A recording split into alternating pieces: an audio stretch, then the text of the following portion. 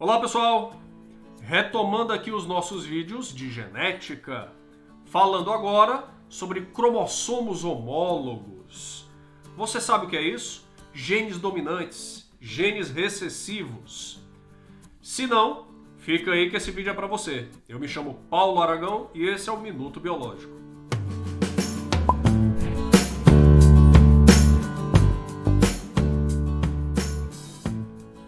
Os cromossomos homólogos são assim chamados porque são cromossomos que possuem composições genéticas idênticas. Deixa eu dar mais detalhes disso, tá? Idênticas em que sentido?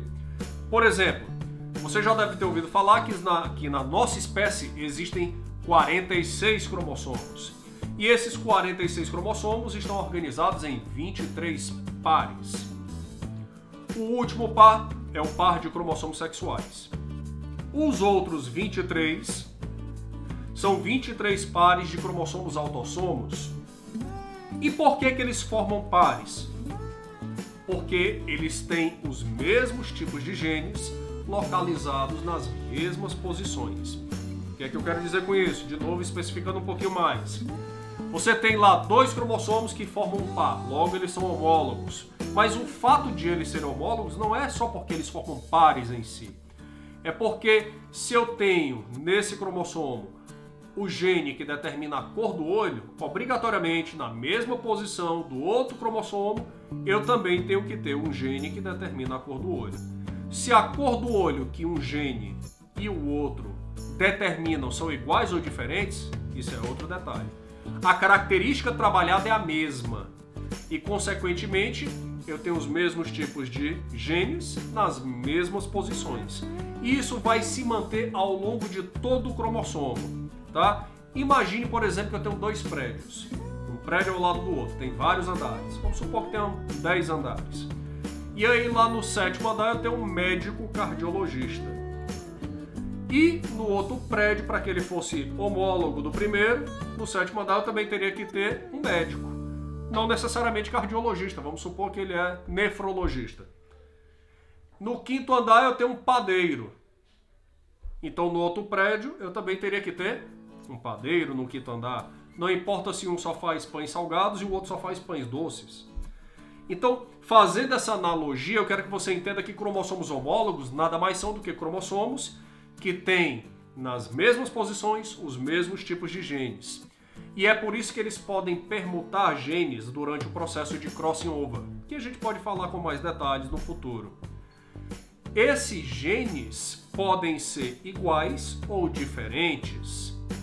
E aí vem a definição do que seriam os indivíduos homozigóticos e heterozigóticos. Os indivíduos homozigóticos são aqueles em que, nas mesmas posições dos homólogos, você tem genes totalmente iguais. Ou seja, se eu tenho na posição 1 o gene que determina a cor de olho azul, no outro cromossomo homólogo, na posição 1, eu também tenho que ter o gene que determina a cor de olho azul.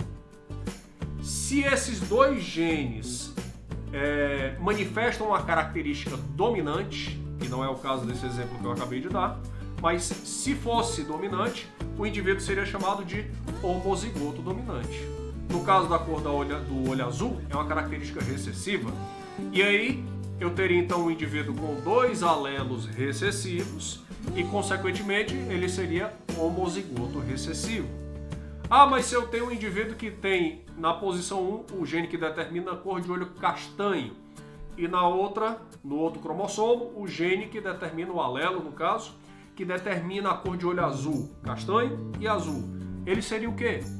Heterozigoto, porque um seria dominante e o outro seria recessivo. Então, quando eu tenho dois alelos, e alelos são aqueles genes que formam pares nos cromossomos homólogos. Lembre-se que cada um está localizado em um dos cromossomos. Quando os dois alelos são iguais, o indivíduo é chamado de homozigoto. Se são dois alelos iguais e dominantes, ele é chamado de homozigoto dominante. Se são dois alelos iguais, recessivos, homozigoto recessivo. Se são dois alelos diferentes, sendo um dominante e o outro recessivo, ele é chamado de heterozigoto.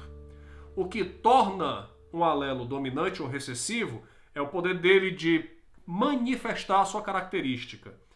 Quando um alelo é dito dominante, é porque a característica dele se manifesta mesmo na presença do recessivo.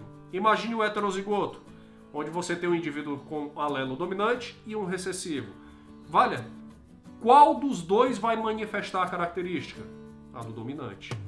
O recessivo só consegue manifestar a sua característica quando ele está em dose dupla. Ou seja, na ausência de dominante. Assim ele consegue se manifestar sem estar sofrendo o efeito inibitório do outro gene. O dominante tem esse efeito inibitório sobre o recessivo. E daí os nomes. Então já ficaram aí várias informações para você, tá?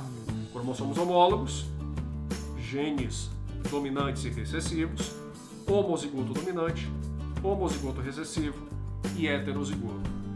Revise o vídeo, fixe esses conhecimentos e caso tenha alguma dúvida, deixe aí nos comentários. Um grande abraço e até o nosso próximo vídeo.